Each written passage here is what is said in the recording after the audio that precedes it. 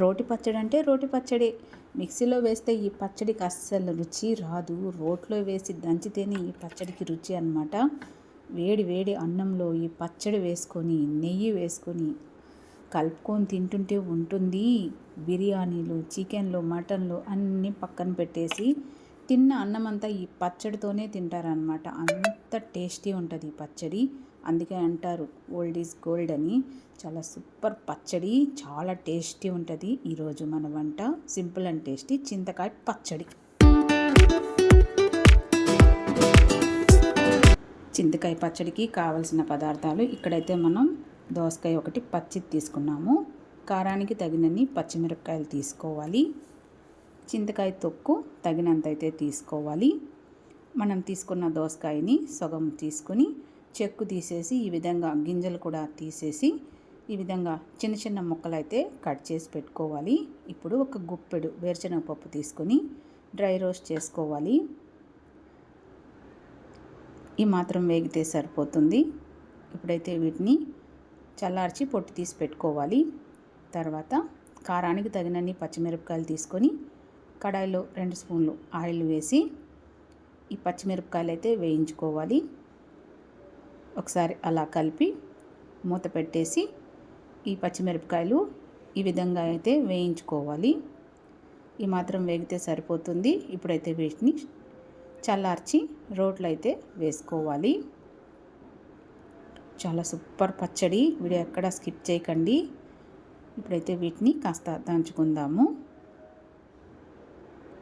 ఈ విధంగా దంచుకోవాలి. మిక్సీలో చేస్తే ఈ రుచి వస్తుందా ఫ్రెండ్స్? రోట్లో దంచితేనే కొన్ని పచ్చళ్ళకి రుచి. ఈ మాత్రం నలిగిన తర్వాత ముందుగా మనం వేయించి పొట్టు తీసుకున్న వేరుశనగ పప్పులు అయితే ఇందులో వేసుకుని మరోసారి దంచుకోవాలి.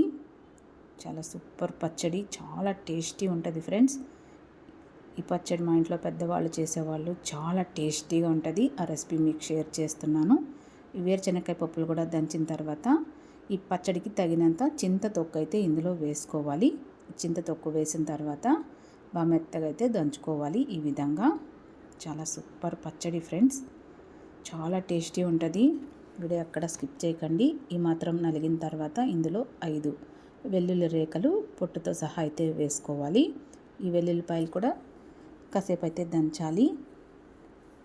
ఈ మాత్రం నలిగిన తర్వాత ముందుగా మనం కట్ చేసి పెట్టుకున్న దోసకాయ ముక్కలు కొద్దిగా అయితే ఇందులో వేసుకోవాలి. చాలా సూపర్ పచ్చడి ఫ్రెండ్స్ ఇది.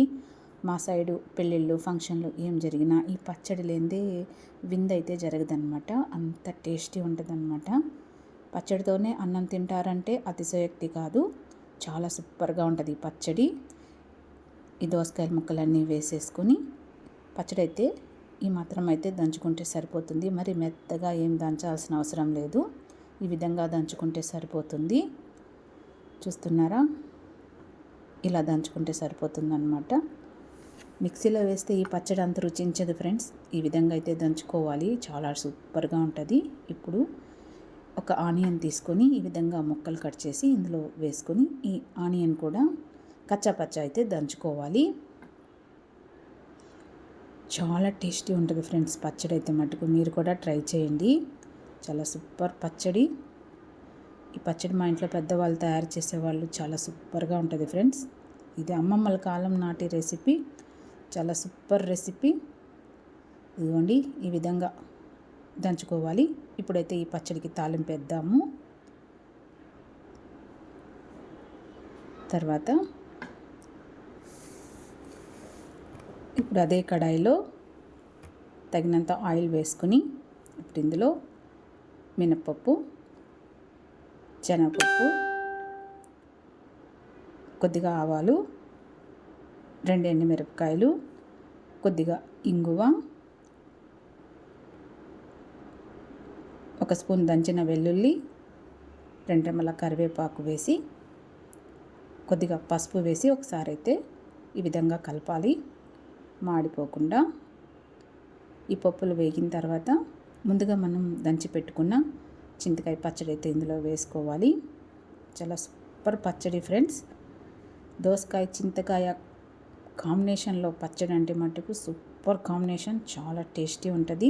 ఒకసారి అయితే బాగా కలిపి చిన్న మంట పెట్టేసుకోవాలి. ఇప్పుడు ఇందులోంచి ఆయిల్ సపరేట్ అయ్యే వరకు అయితే పచ్చడి వేగనివ్వాలి. మరి ఎక్కువసేపు వేగాల్సిన అవసరం లేదు. ఈ పచ్చడి కొద్దిగా ఆయిల్ ఎక్కువ పడుతుంది ఫ్రెండ్స్. ఆయిల్ లేకపోతే పచ్చడి టేస్ట్ ఉండదు, కొద్దిగా ఆయిల్ ఎక్కువ పడుతుంది. ఇప్పుడైతే ఈ పచ్చడి వేగింది, చూస్తున్నారా ఎంత బాగా రెడీ అయిందో. దోసకాయ చింతకాయ పచ్చడి చాలా సూపర్గా రెడీ అయింది, చాలా టేస్టీ ఉంటుంది. వీడియో నచ్చితే లైక్ చేయండి, కొత్త వాళ్ళు సబ్స్క్రైబ్.